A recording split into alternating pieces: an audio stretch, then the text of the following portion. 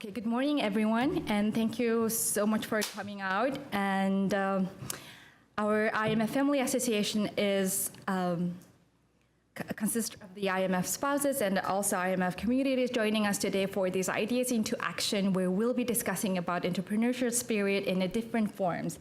And I have amazing four panelists here, and in a short while, we will have our panelists to introduce themselves. So without further ado, let's start with the panels. And this will be recorded and will be available in... Okay. Hello, so let's start with the Tori with the introduction, please. Sure. Absolutely. Is this on? Yeah. Hi, I'm Tori. I run Pratt Standard Cocktail Company. It's a classic cocktail ingredient company based here in DC. We make 5 different types of classic cocktail syrups, all inspired by pre-prohibition recipes. So I think I might be the only product business here, or at least packaged goods business. And I started about 4 years ago. We're based out of Mess Hall. It's a food incubator space in Northeast DC. Thank you. Corey, please. Hi, I'm Corey Lathan. I run a engineering R&D company called Anthrotronics, Anthro-Human-Tronics, electronics or technology. And for about 20 years, I call myself a serial entrepreneur, but within my own company. So we actually have created products for kids with disabilities, computer interfaces. We've created products like instrumented gloves. We've done a lot of software products and digital health. So I call myself a serial entrepreneur, but I have the luxury of doing it from within my own company. Thank you. Thank you very much, Corey. And Eric, please. Hi, I'm Eric Ding.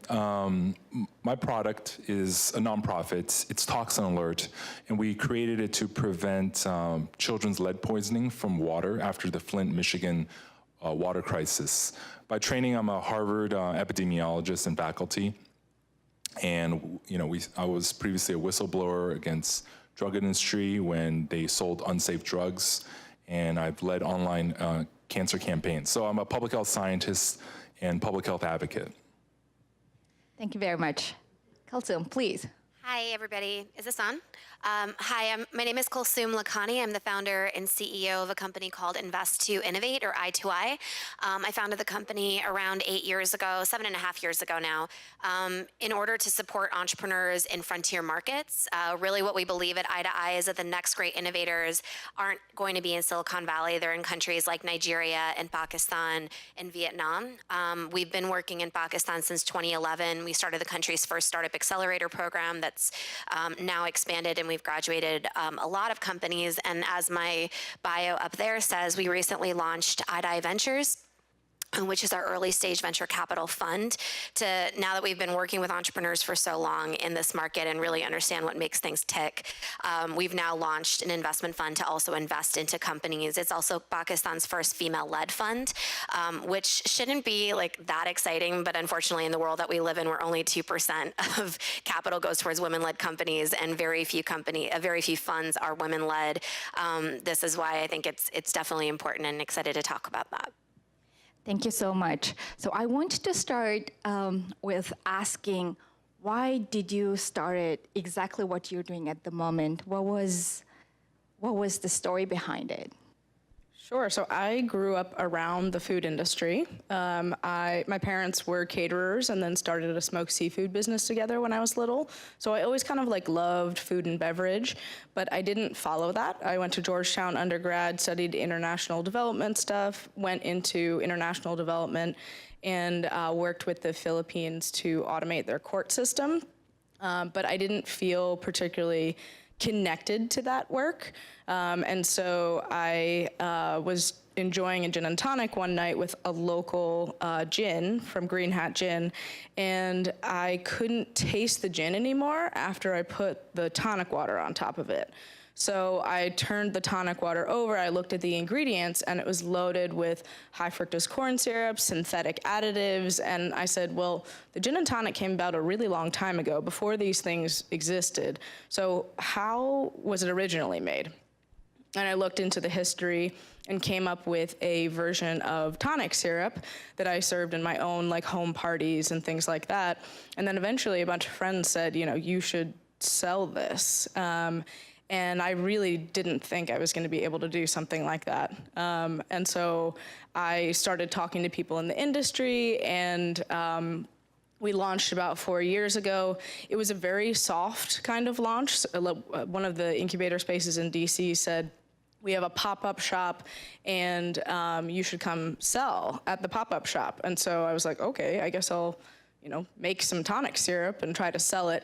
And we made about 5 cases, and they sold out over the course of the weekend, which basically said to me, okay, well, we might have some product market fit here. And from then on, within 3 weeks, we were in 4 holiday gift guides, and it became my full-time job within a year. So it just became a crazy, crazy thing. I kind of stumbled into it a little bit more than I did it intentionally, which I think was good in a lot of ways, because it made me not take it too seriously and be able to pivot when I needed to.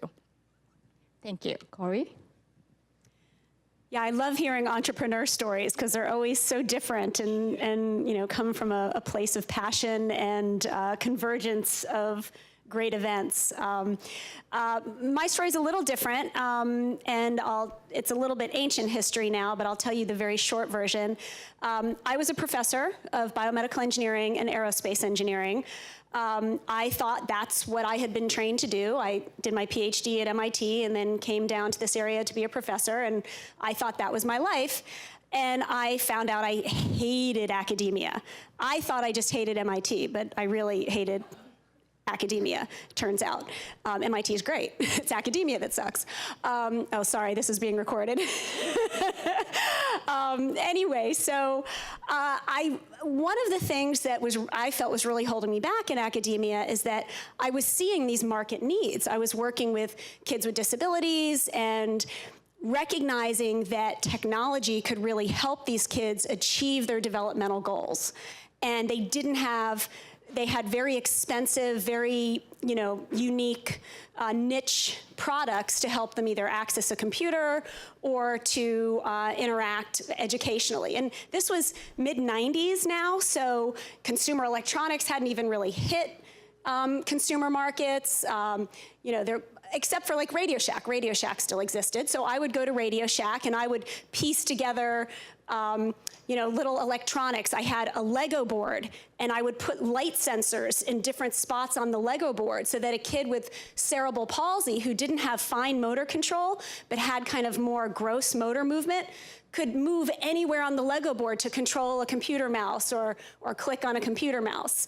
And I started working with some of my colleagues at University of Maryland. I was at University of Maryland and Catholic University, and they were doing social robots. And I was really excited about that. Now, keep in mind, social robots have come on and off the market for 20 years now. None of them have been successful. But I didn't know that at the time. I was very naive. So I applied to the University of Maryland Business Incubator and started the company to build a social robot called Cosmobot. And we were working with kids with all sorts of disabilities, autism, cerebral palsy. And the robot would work with the child on expressive and receptive language skills, social skills. And it was working great. And so we thought, well, we'll go out and raise money. So we went out with our first private placement memorandum in 2001. We were going to raise $1 million. We thought that was a lot of money at the time. And not only was it, well, anyway, we'll come back to that. We launched our private placement memorandum the night before 9/11. So the venture market kind of went underground, and we had to pivot. And we went back to what I knew well, coming from academia, and that was grant writing. So we ended up, the good side of the story is that we won a National Science Foundation Small Business Innovation Research Grant. Government agencies have set-asides for small businesses. And so we had one of the very first NSF supersized grants, which meant that they would give us 50 cents on the dollar for every dollar that we raised. So we raised $1 million. They matched that with $500,000, and that was on top of the research money that they gave us. And so in about 2005, we came out with our first product, Cosmos Learning System. It wasn't a robot, it was virtual. So it was a physical computer interface with software that went along with it. So that was on the market for several years. You can still get it, but no one wants desktop-based stuff now anyway. So everyone wants, iPad-based. But so it did have a happy ending, and we went on to then do several more products. But we really became an R&D company at that point and pivoting to different market opportunities. And we're doing that to this day. Thank you very much. So what's your story, Eric? I too am a recovering academic. I've had over 15 years at Harvard School of Public Health when I first started as a student. As I mentioned, I'm an epidemiologist by training, as well as a nutrition scientist. And so toxin alert is more of an environmental health issue. And it was one of those things in which, I'm analyzing big data, and I see when the data shows, for example, when a dangerous pharmaceutical drug shows increased risk, but no one's talking about it. And similarly with lead poisoning, the data to actually prevent Flint lead poisoning was all there. It was in plain sight on the EPA website, and I use the word plain sight very loosely. If you try to find the lead or water data on the EPA website, you can try looking for half an hour to an hour and you won't find it, I guarantee it. It took me over like several weeks to find it. But the data was there. And Flint is actually not an isolated incident. First of all, the stories and the tragedies you hear from Flint lead poisoning of children being poisoned were terrible. And the thing with lead poisoning is, unlike other poisoning, lead poisoning is for life. The IQ points that have dropped because of lead poisoning goes with the child for the rest of their life. And this is one of those intractable things. It's not like they had some sort of ailment and you can cure it. This is a lifetime disability. So the only way to solve it is prevention. But the data was out there, and it's not lead the pipes, as some people claim, because Flint had the same pipes weeks and years before as they did after the tragedy started. So I think the problem was the information gap. And as an academic, normally you're just trained to publish research paper, put it into ether, hopefully some policymaker will use it, and then write more grants and then move on. But this kind of tragedy is not, again, not isolated to Flint, and it's moving at such a high pace. We have 2,000 other cities and municipalities with lead-poisoned water, with anywhere from 10 to 20 million people, kids drinking it. And no one's addressing this. So we created this website because it was an urgent need. We didn't even have time to pursue a grant or other funding. It was a group of parents who decided, look, this problem is of a national issue concern that affects millions of kids. And if we had to wait for grants for 10, 18, 12, 18 months, it would have been too late. So we just went out and we built the database to make a really good interface to search the water quality near you. And that way, it's like a weather report. You could actually get the information so that we could prevent another lead poisoning. And so that was the impetus of why we started Toxin Alert. That's awesome. Thank you so much. Kalsum? I am not a recovering academic. I was like, I'm not continuing the trend, unfortunately. So for me, my story kind of starts, does anyone know the term third culture kid, a TCK? One person, woohoo, 2, 3 people, woohoo. So I am, despite my very American accent, I actually am a third culture kid. I grew up overseas my entire life. My mom is from Bangladesh, my dad is from Pakistan, went to American schools, hence the American accent. And the reason that's important in my story is because I moved to the US for university, graduate school. I was working in DC in kind of the foreign policy realm, as you do when you move to Washington, and was really unhappy in my job at the time. I ended up starting a current affairs blog on Pakistan because, and this is something where the TCK-ness of me comes in, of realizing the responsibility and the role that you have as someone who's kind of, your feet are in multiple cultures and countries at any given point, and realizing what kind of role you have as a potential bridge for all of that. And so I remember in 2008, 2008, Pakistan was on the cover of Newsweek magazine as the most dangerous place on earth. And probably a lot of people still think that today, but I remember thinking just how unjust that was as a title, because I knew how much deeper that country went and how many amazing faces and people that you just weren't reading about in news headlines. And so when I was still working at this job that I absolutely hated, I ended up starting a current affairs blog by night and writing about Pakistan from a current affairs perspective, but actually like also interviewing artists and change makers and filmmakers and people on the ground that were doing amazing things that you just weren't reading about in the news.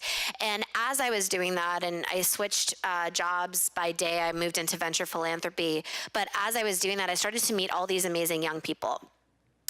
And when I was meeting them, and especially then when my job switched, and then we were looking at how philanthropy can play a role in high risk, no return capital for companies that are early stage, I would meet these young entrepreneurs and who had these incredible ideas to affect change. And given especially that countries like Pakistan, countries that are in frontier emerging markets, exist in a lot of there's a lot of problems, but also a ton of opportunity to fix those problems, right? But when I would meet them, 3 months later, 6 months later, nothing had happened with their businesses. And it's because there was no environment that was there to really support what they were doing. And again, this is why my nickname when I was little was Lisa Simpson. I just found that to be completely unjust. I was like, this is not okay. I ended up leaving where I was at the time in 2011 and starting Invest to Innovate because of that. We believe that that potential exists around the world. We're just not uncovering that potential. And so for me, Invest to Innovate really started with that impetus and that idea that how can we uncover the potential that we know exists around the world, especially given that how many young people there are around the world and existing in places where, yes, there are a lot of problems, but tons of opportunities. But then how can we provide the support that's needed to unleash that potential? And so that's really where Invest to Innovate was born. And obviously we've really evolved from there. And we started in Pakistan because that's where I'm from. And really that's where the idea kind of started. And then you start in a country like Pakistan and you realize how much work there is to do just in one ecosystem. Given that we were the first startup accelerator in the country, there wasn't a lot happening in the market at the time. There's so much happening now 8 years later, which is really exciting to have been one small part of that. But realizing, going back to the original part of the story, being a third culture kid, realizing what role being a bridge really means in these markets, right? Like how can you actually play a role in not only unleashing that potential, but being kind of an ambassador or an advocate for them outside, connecting them to markets outside. And that's really where the idea started. Thank you very much. Very inspiring. And I wanted to ask about what was your biggest obstacle when you were actually starting your entrepreneurship, and how did you overcome it? So I'm a perfectionist. This is a huge problem when you're an entrepreneur because often you just need to throw something out there that's not perfect to see if it works. And I think one of the biggest learning curves for me in starting this business was that it needs to not be perfect, actually. Because if it's perfect, you're not willing to change it. And that was a personality trait of mine that I'm still struggling with. It tends to be a good thing on occasion, but for the most part, perfectionism, for me, at least in my business, has caused, it definitely kept growth from happening, because you will wait to put something out there until you think it's absolutely perfect. I've now given myself, basically if it's at about 70%, it's all right. You can still see it makes me uncomfortable to say that. But 70% is enough for me to say, okay, I've got an idea at least that's out there, and then we'll test it and we'll see if it works. That is one of the coolest things about running a business, though, is that it really is just an experiment that keeps on going. And if you treat it like that, a lot of people put too much pressure on it with passion, and I do have passion for what I do, don't get me wrong. But I think one of the most important things is just to treat it like an experiment. You are testing out a new hypothesis every week. You have larger hypotheses that those fit into. Our hypothesis was that people didn't like mixers that were loaded with stuff that wasn't natural. And we proved with our first product that people wanted things that were natural mixers. And the first thing that I thought was, okay, we released a tonic syrup. That was our first product. I think people are gonna want a line of different flavored tonic syrups. That's what I thought when I started the business. But it turns out that people don't want a ton of different flavors of tonic. I talked to all of my customers and they said, what I really want is other mixers. I want you to make all the classic mixers, but make them with the attention to detail and chef's perspective that you have on flavor. And so that's what we did. Our second product was a grenadine, which is still one of our most popular products. And then we released a cola syrup, a ginger syrup, and a rich simple syrup. And then recently we released a gift set. And so it's been definitely a process from adjusting from perfectionism to always testing things and finding a middle ground. But definitely the biggest obstacle, aside from money, because that's always an obstacle, I feel like that's the unspoken obstacle, is perfectionism in product building and in your business. Very interesting. Thank you, Corey. Yeah, I would build on that with two things. One, I don't know if it's so much of an obstacle, but I like the idea of thinking of entrepreneurship as an experiment and not being afraid to fail. I mean, as you know, Tori said, some of her hypotheses were not correct, and so I think getting that out there to the customer is really critical. So not being afraid to fail, which can be an obstacle because there's a gray area. So it's hard to know what does that mean.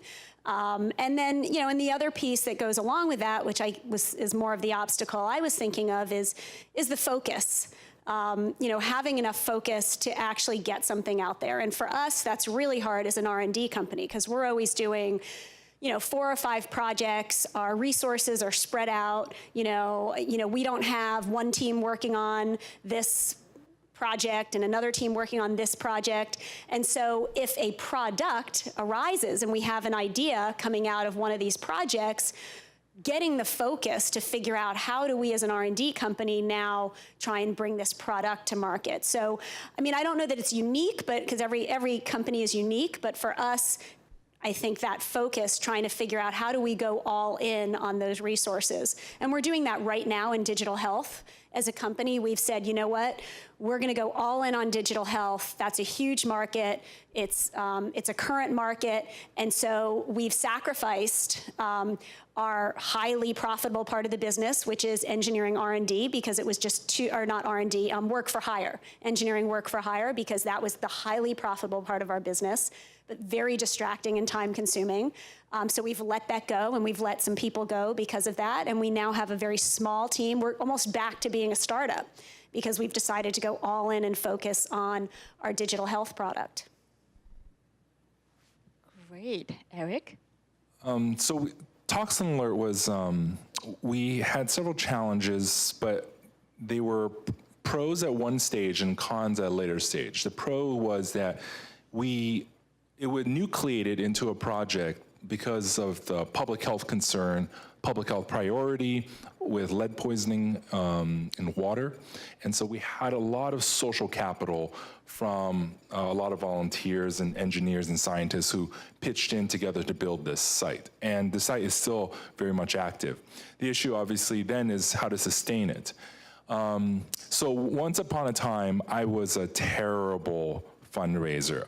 Like, I'm an academic, and so the problem, and as academics, sometimes you're a little shy and bashful about asking for money from donors, and I eventually kicked that out of a system when I ran for Congress last year, and so begging for money is second nature now. But I digress. The issue was, you know, we had this grant. So going back to Toxin Alert, we put in this grant to with several other consortium into EPA grant with a lot of the people who worked with the Flint whistleblowers. And one of the problems was it was a really top level grant with literally all the top players who played in the Flint whistleblowing. But the problem is, the grant was submitted, and you know how university grants are. They take forever, academic grants. And then the Trump administration started, and they started slashing the EPA. And it was an EPA grant that we put in. And so this also gave me a reality of like, you can, as a scientist, you can only do so much, whether publishing papers and hoping policymakers use it, or putting in grants to try to sustain this project.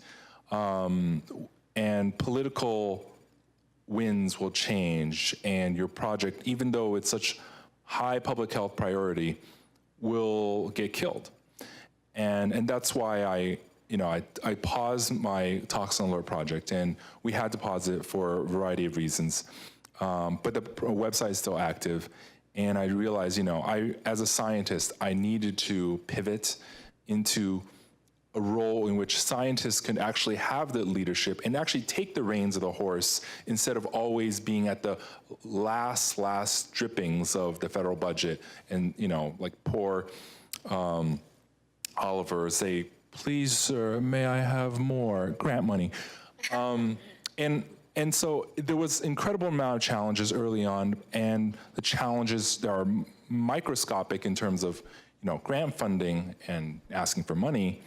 And then there's macroscopic of, is science and public health being silenced due to political winds? So over the years, I've learned quite a lot from this experience, and so challenges abound in these kind of nonprofit entrepreneurship. I echo a lot of what's been said. I'm a massive perfectionist as well. I think for me though, and there's so many obstacles working in countries like Pakistan. And actually what's really interesting, I remember I was speaking in Argentina and I said, if you can make it in Pakistan, you can make it anywhere. And all these Argentinians came up to me afterwards, were like, we say the same about Argentina. I was like, so it probably is the same in a lot of emerging and frontier markets, is that it's so difficult to make it. And I think that's the thing. You can be as close to perfect as you can, but there's just so little you can control in these environments. And I think that's what's been the hardest part. And what I will probably point to right now is in now raising an investment fund. Our fund is $15 million. We just launched a beta that we just opened our doors to. We actually opened our bank account today, thank God, woohoo, which took forever. And the reason why is because the regulatory environment, not just in Pakistan, but across these markets is so difficult. It's so hard to operate, and it's really hard to be successful as an entrepreneur anyway, right? Like it's really difficult to do things. But then when you are also operating in environments that really create a ceiling to innovation and really a ceiling to success, that just creates a whole nother level of like obstacle, right? So as an example, with our fund right now, the current regulatory environment in Pakistan makes it very, very difficult for money to come in and out of the country. Given that we are, our currency is being devalued, they want to keep dollars in the country. If we raised money from Pakistanis inside Pakistan, but our fund is set up outside, getting that money out is a whole nother thing. And so it sounds like not that big of a deal that we set up a bank account, but I cannot even tell you, it took us, every step in that process took us 20 extra steps to get to, and figuring out where we set up, how do we set up, can we set it up so that taxation isn't an issue? How do we get money into the country? How do we get money back out? And that to me is, I think, one big thing about the work that we do with Invest to Innovate, because we have an entire research arm, and that research arm was actually developed because we're like, there's no point in us doing this ourselves. We need to create thought leadership and knowledge on how to do all of these things. We created a startup toolkit, an investor toolkit, 101 guides, advocacy for the government on like, what are the things that need to be done? We're doing a massive study right now with the World Bank actually on the Pakistan entrepreneurship space. And the biggest thing that comes up in every single one of those conversations is regulation. And if regulation doesn't change in these environments, you can talk about startup spaces and ecosystem, and the governments in all these countries can be like, we love startups and innovation, but unless you actually change that environment, it's not going to really allow for real growth. And for me, that's been my own personal obstacle, as well as what's been the obstacle generally for the country as a whole. Got it. Thank you. I wonder, how do you strategize your scalability? Like, how do you scale? How are you scaling? Still working on it. But that's the short answer. The long answer is we started with selling in just one local store in a pop-up shop, and we wanted to figure out, where does our product sell best? And over the past 4 years, we've tried selling in lots of different places. We've tried selling direct, we've tried selling wholesale, we've tried selling in different types of retail environments, we've tried selling online. And as I've said before, if you treat it like an experiment, you will figure out what your best customer is. And then if you can find what your best customer is, I think that's the best way to scale, because it means real revenue coming in the door. You're gonna actually have a decent margin on your product, which means it leaves space for everything else.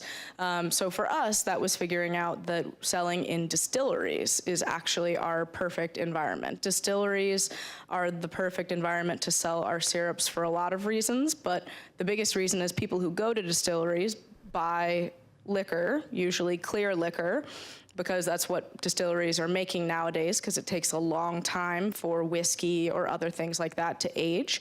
So they're all making clear liquor so that they can actually have cash flow now, but nobody knows what to do with clear liquor. So we give them a craft solution so that people can say, okay, they'll walk out with a bottle of syrup and a bottle of liquor and a recipe card, and then they know what to do with it. And it's pretty simple at that point. So distilleries move through the most amount of product for us, but we also sell on Amazon. Last year, since the beginning, we've expanded to 14 different states. So we're in 14 states and we're in 105 stores. And we, last year in January, launched on Amazon Prime, which has been a crazy process for us. Working with Amazon is a whole animal on its own, but it has been a good outlet for us. We do make a margin on Amazon, it's just a little slim.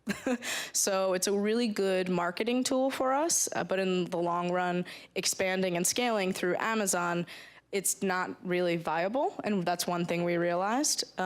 What is viable is using Amazon as a marketing tool, setting the price a lot higher on Amazon. I'm sure you guys notice if you go on Amazon and you look for things, it is like a couple dollars more than if you were to find it in a local store. A lot of that is because of fulfillment costs and things like that. So if you go to Amazon, our product is a little bit more expensive than it is in all of our local stores. So we're just trying to set up our pricing structure now so that people go to Amazon the first time and then they have local outlets to go to after that where they can find the product cheaper and more easily, so that it becomes a regular staple in their home. But in short, we're still working on it. I'm raising a round of investment right now. I feel like when you start a business, you're always raising investment usually, when you're still in the growth stage. So we are raising this time actually through WeFunder, which is an equity crowdfunding platform, which is really interesting. It's like Kickstarter, but for equity, which is entirely different than what most people are used to. It became an option in 2014 for small businesses. I recommend it to people if you're looking to start a business. It's a great marketing tool in addition to raising investment at the same time. Thank you. Corey. So we're still working on it as well. But as I mentioned, we have gone all in on a product that we think has the potential to scale.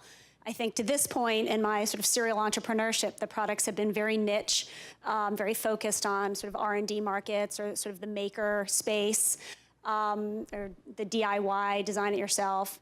So the digital health product that we recently launched came out of a contract with the military. And the military was facing a problem that soldiers were being deployed and facing conditions of combat fatigue and stress that were causing cognitive issues. They were exposed to conditions like blast injuries that were causing concussion. There was also still is a high incidence of PTSD, depression, and a super high incidence of insomnia in active duty military. And so the military said, we really need something like a brain thermometer. We really need some way that the medics can just track the troops' brain health over time. And this was as sports concussions were becoming, there was a more awareness around that, Alzheimer's. So the whole concept of brain health has really become a consumer topic, for lack of a better term. And I think if you think about it, one of the things that I like to point out is that we go to the doctor's office and they take our height, our weight, our blood pressure, our temperature. We obsessively track body mass index from the time we're born, but we do nothing to measure our brain health.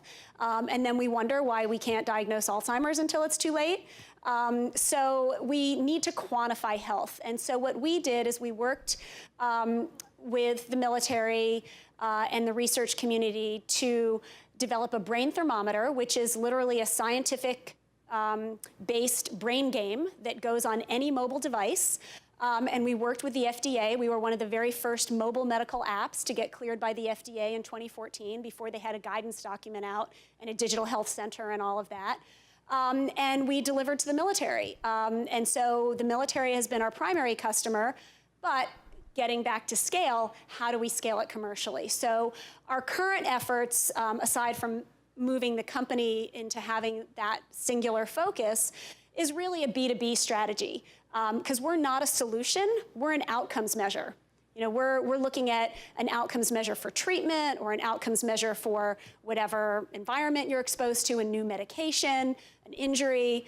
And so we're really going right now with a B2B idea. We can license our technology, and we have, to a concussion company that looks at balance and cognition and symptoms tracking. We've licensed to a company that's looking at just high performance athletes and knowledge workers. So that's our current strategy for scaling. I've said this year we're going big or going home.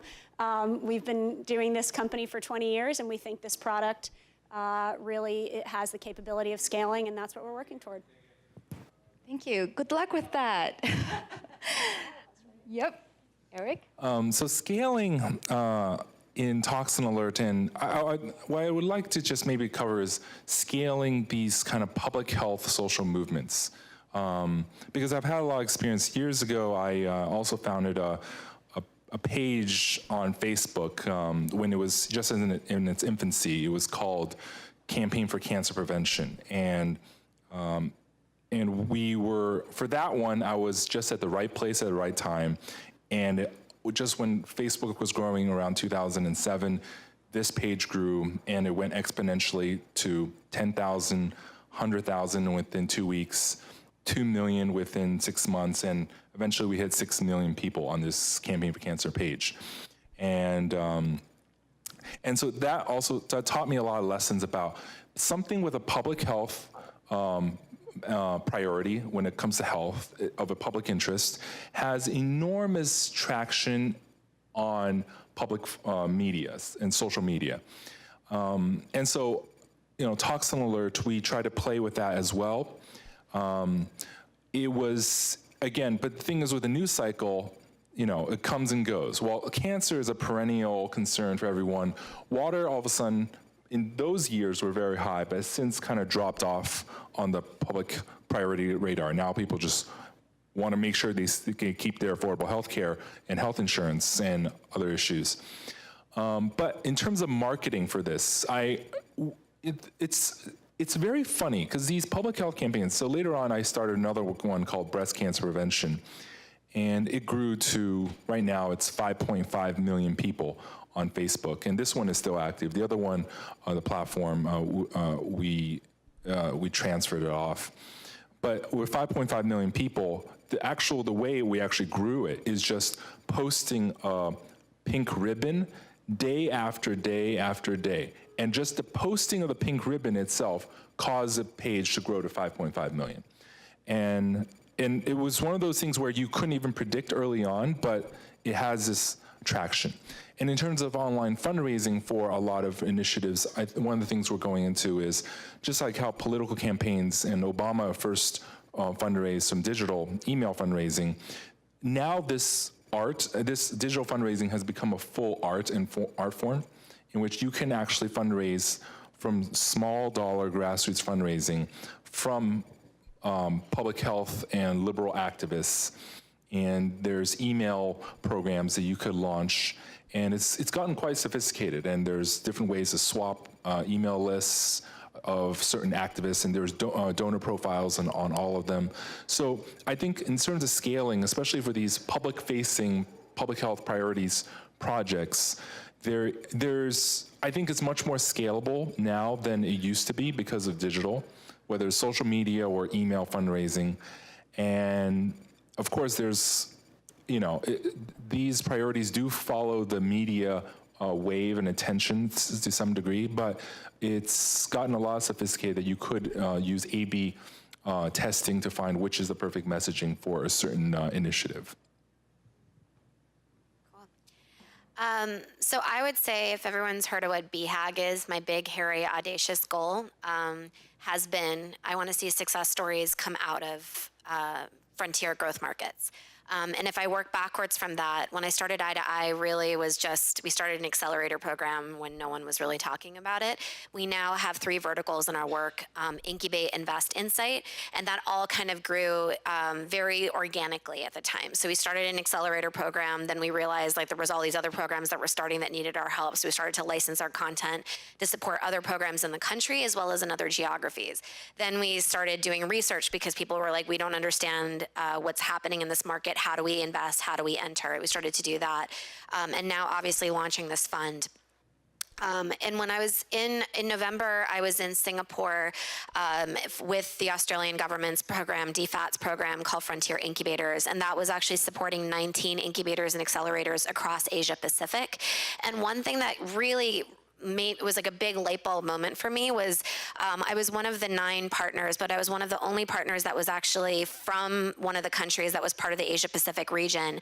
And having been part of the early ecosystem development in Pakistan, realizing how transferable that knowledge was of what it meant to build mentor communities when there were no mentor communities, or what it meant to build an angel investor network when there were no angel investor networks. And so as a result of that, we've actually now started to do some really exciting work with other partners in other geographies. So we're supporting programs in Bangladesh, in Nepal, in Cambodia, Vietnam, and also, and hopefully in Sri Lanka soon as well, not through DFAT. But what's been amazing about that to me is that as I think about what growth means for I2I, is that really thinking about Fund 1 is only on Pakistan. I want Fund 2 to be regional, and I want us to be investing in companies, because one thing that I've realized is there's so much sameness across these markets. Like I was in Bangladesh and Pakistan my most recent trip. I literally live on an airplane and basically go back and forth between Pakistan and here.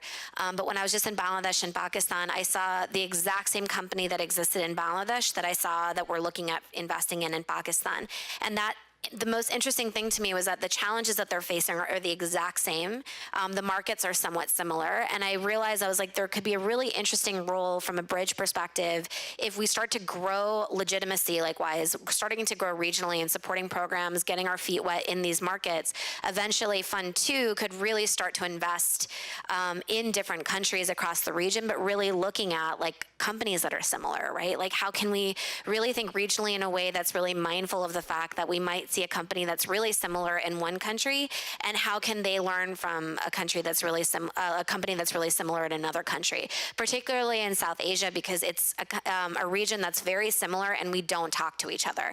Similar with Asia and Southeast Asia specifically, you see so much sameness, and yet no one is really thinking along those lines. So that for me is what scale is starting to look like, and what I hope to see in the future. Got it. My next question is about, you are all in DMV, DC metro area, and you all somehow went through career change.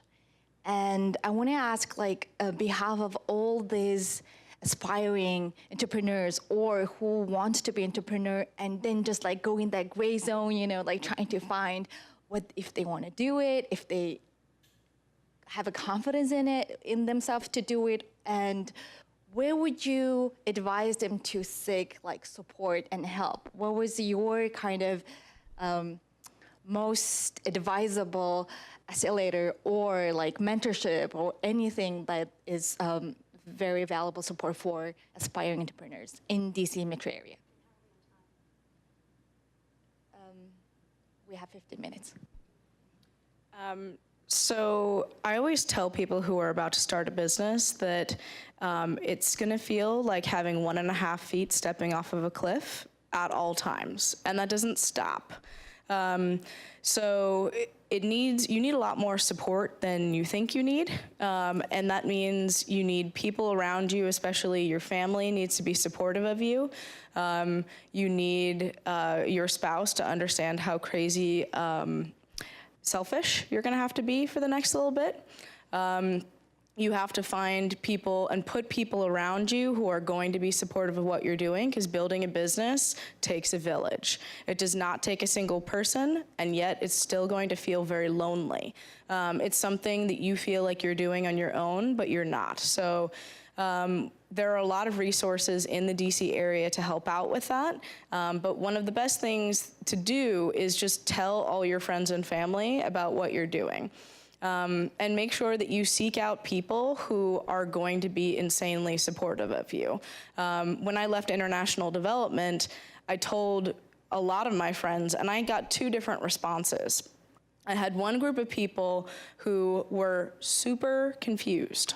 They looked at me and they were really nervous because I left my job without anything else. Because I didn't know what I wanted yet. Honestly, I needed the space to figure it out. And I think a lot of people do need space to figure it out and don't give it themselves that because they think they need to go from one job to the next. I don't think that's healthy. At least it wasn't for me. And I had some people who looked at me and they were like, that's awesome. Congratulations, do that. I will be there to support you through all of this. And it turns out the people who are my friends now are the people who are in the second camp, because those are the people I needed around me. There are a lot of resources in DC. There are a lot of incubators, there are startup communities. Work out of a WeWork. Make sure that you build a community around you of other people who are also doing the same thing, so that when you feel like, oh my God, I have no idea what I'm doing, you have somebody else there to say, yeah, I also don't know what I'm doing, but I'm keeping on keeping on. And that's kind of important because it's gonna feel like that a lot. And so I usually tell people just get used to uncertainty. It makes you a better person, actually. At least I think it has, I don't know. And put people around you who are really gonna be supportive of you. And think of it more in the long term. This is not gonna be like a year commitment. It's not just a year to make something like this work, any type of business. Make sure that it's a longer term commitment and that everybody around you knows what you're about to go through.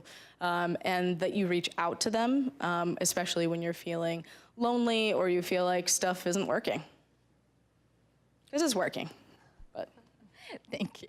Corey?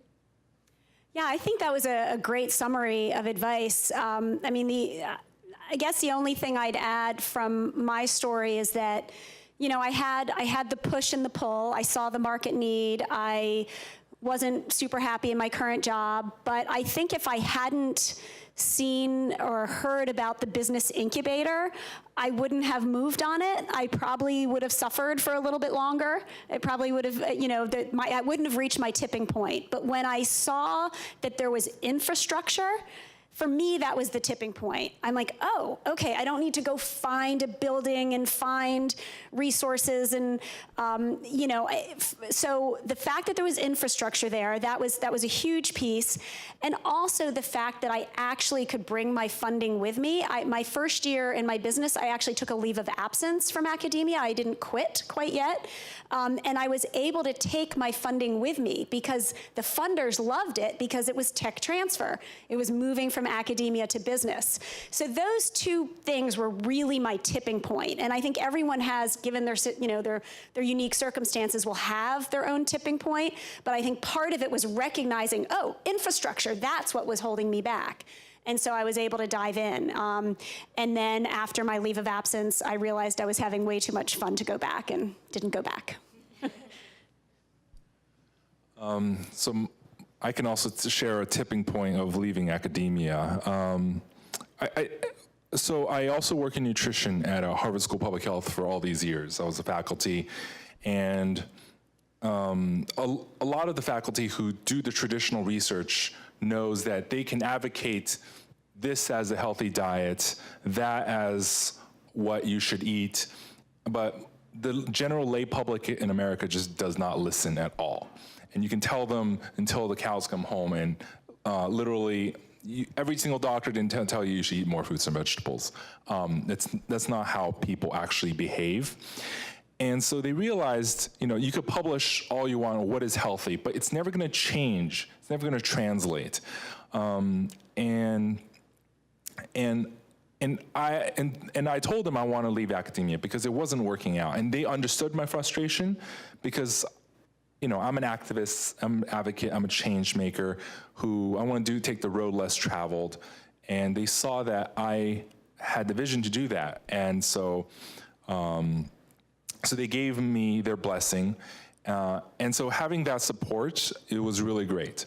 And I left Boston, had built a great network up there, but DC, I had a great community of friends from DC Shapers who also supported me. And what's unique about DC that New York doesn't have, San Francisco doesn't have, that Boston doesn't have, is it is really an epicenter of a lot of intellectual advocacy. Well, Boston is known for academic kind of things and startups, and New York is finance and startups as well. I think DC has a lot of combination of change makers and thinkers and policy gurus who know how to grind the wheels of change and of influence in DC.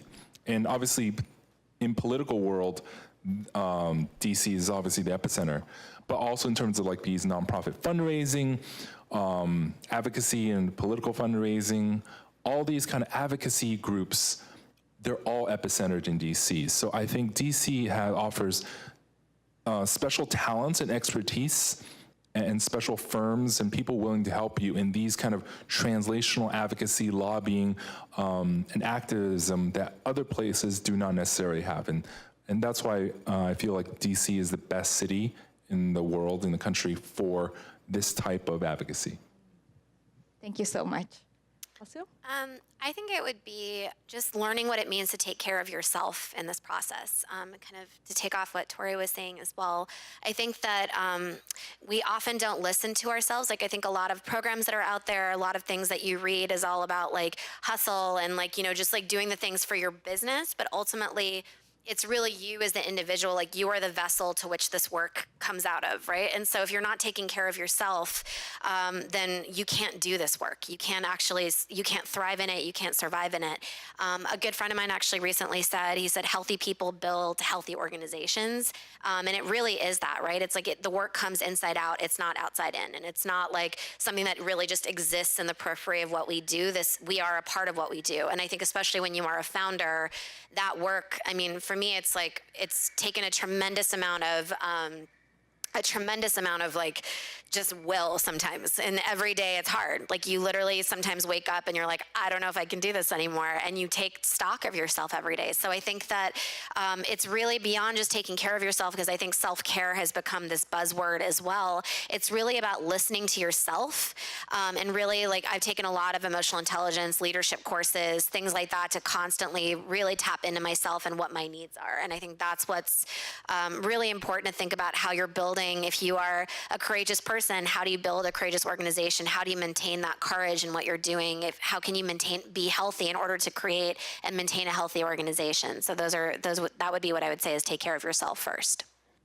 Thank you so much, and thank you so much for coming out today and sharing all your true stories with us, and looking at the entrepreneurship from many different angles, from your own perspective and your own individuality, and also scientist and businesswoman. Thank you so much. And if we have a question from the audience, we will take some, and we will. Any questions? Hopefully you can hear me. My name is Tina Cooper. Thank you for sharing your stories.